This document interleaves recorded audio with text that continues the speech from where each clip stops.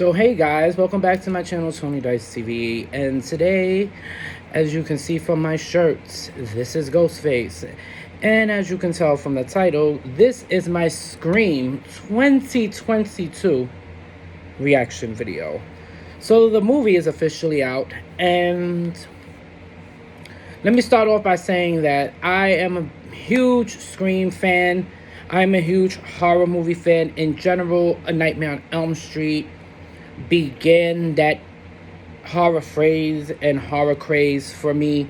And then when Scream came out, it just, I don't know, it did something to me. And as a slasher film and a slasher series, it has had its ups and downs. I will not lie. There have been movies, i.e. Part 3, that were not up to standard compared to the original. Well, the first one. And I just always love these movies. So I get excited every time a new one is coming out. And I was a little skeptical and a little worried when, I'm going to be honest with you guys, I don't know the new directors' names. I'm bad with names, so I don't know their names. So, sorry. I apologize. But I was a little worried because Wes Craven, may he rest in peace, the legendary, amazing Wes Craven, like, he, to me, created the horror genre. To me. And I was scared for them to reboot, because it's not necessarily a reboot, but to have new people try to take over made me nervous. But I will say off bat, they did awesome. They did amazing. I feel like they literally were fanboys of the first original, and I feel like they loved it to heart as much as we diehard Scream fans do. So I thoroughly thought they did an amazing job. There were so many scenes that were just so amazing looking and creepy looking, and it just all looked really well polished and very well done. So I give them a kudos for that.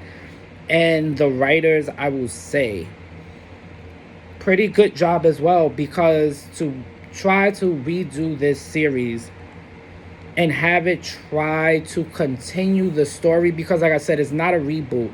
I will tell you that it does continue the story. It does go back to the first one.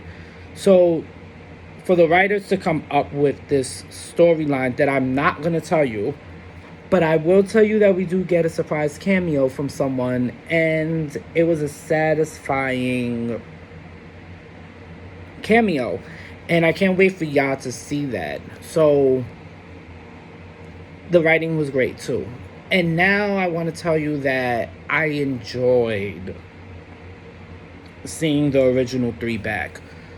Courtney Cox, David Arquette, Neve Campbell. It was great seeing them back in this role. Well, their roles that they have solidified in horror movie genre. These 3 are icons to the horror genre. And to see them back was amazing. At the same time, it was amazing to see them, but the way they incorporate them into the story was great. But at the same time, they didn't utilize them much. Dewey was more in the movie than Courtney, than Gail and Sydney. Sydney, we seen her for that quick second in the trailer where she's jogging and talking to Dewey, and then after that we don't see her for the rest of the movie until something big happens and she has to come back. So they didn't really utilize them that much. And then Gail came back because she wanted the story of the murders starting again. So she came back, and it was nice seeing them together. But this was about the new cast and the new cast of Friends. And let me tell you that this new cast of Friends They worked so well together.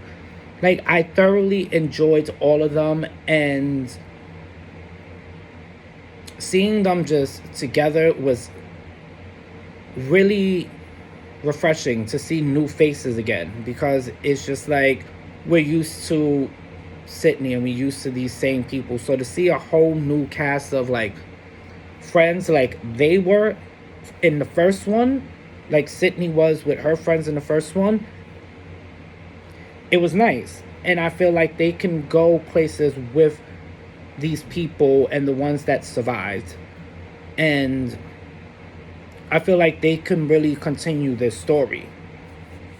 And the one thing that I would tell you I thoroughly really enjoyed about this movie, and I always go to horror movies and I always pray before I step into a horror movie, I always pray, please let these kills be amazing. Please don't give me the typical bullshit run-of-the-mill murders, because I'm tired of seeing that in movies. Yes, he stabs people. Yes, he got his knife. That's his typical weapon. That's it. That's what he used. He has his knife. It does what it has to do. I'm stuttering because what I'm about to say is just like,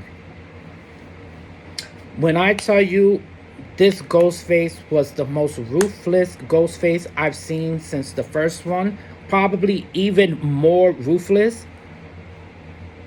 It was bloody and it was gory, and these deaths were amazing. And there was one in particular, and I'm not going to say who, but I'm pretty sure you will figure it out who I'm referring to when you see the movie, if you haven't seen it yet. There was just one death where the camera was just zoomed in on this one tight spot, and the way he killed this person, I was cringing. I was cringing. Every bone in my body was shaking. I started shaking in my seat. It was so gruesome. And I loved every minute of the gruesomeness. It was so good.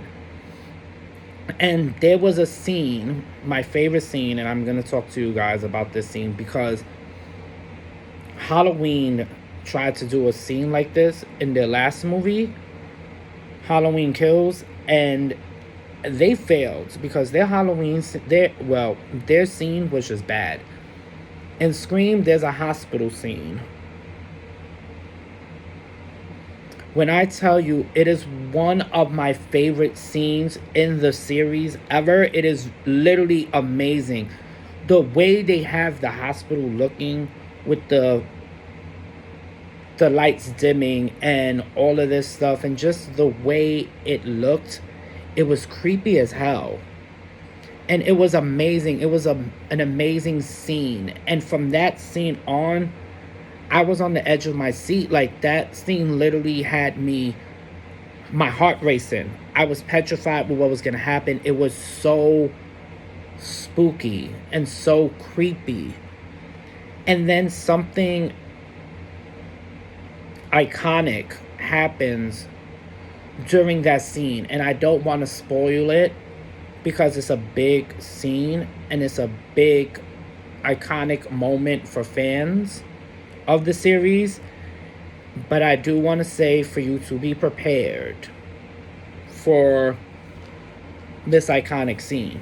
But that hospital scene was everything to me, and it was my favorite scene in the movie.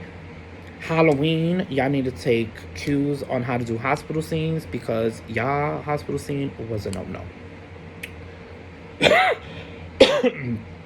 Oh, that was nasty. That was a no-no.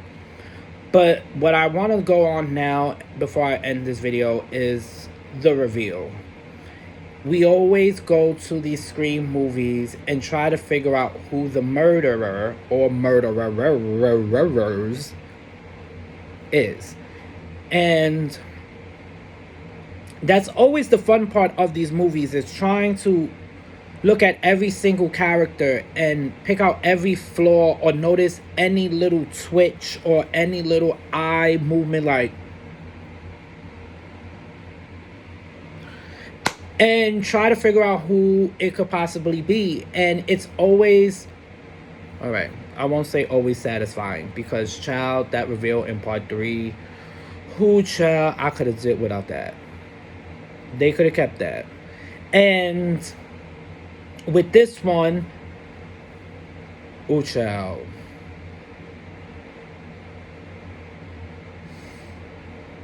All right, I'm seeing the movie again a second time. So maybe my mind will change the second time. But when I tell you that reveal was a big no to the mother effing no, it was a big mother effing no. I was not feeling that reveal, not one single bit. It was the iconic scene that you always get. All the friends are somewhere at a party, most likely, like they always are, and they're always together. And it's the final act, and they start getting killed off. And then you're left with a couple of people, and then, the person takes off their mask and they're revealed. This one happened so quickly and so out of nowhere that I didn't have time to process what the fuck I had just seen. So when I finally settled in and I'm thinking to myself, this is the person? Out of everyone they could have picked, this is the killer? And I thought it was pure garbage. Like, I'm sorry, I really did. I'm a Scream fan and it hurts me to admit that, but I really did not like it. I was disappointed.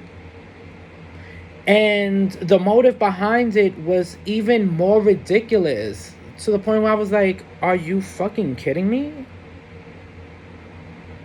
Like, no. I need them to have an alternate ending on DVD, Blu-ray, future version, because this version was a no. I didn't like the reveal. I didn't like how it was revealed. I didn't like the reasoning behind the murder. I didn't like any of it. But overall, I thoroughly enjoyed this movie. It had great gores. It had great deaths. It had great sceneries. And it had the most gruesome, amazing Ghostface ever, in my opinion. And it had a great cast that blended well and worked together. And seeing the original 3 back was beautiful, like I said. But now it's time for the torch to be passed to a new genre and a new set of kids and a new heroine. And I look forward to that. And I will give this movie a 8 out of 10.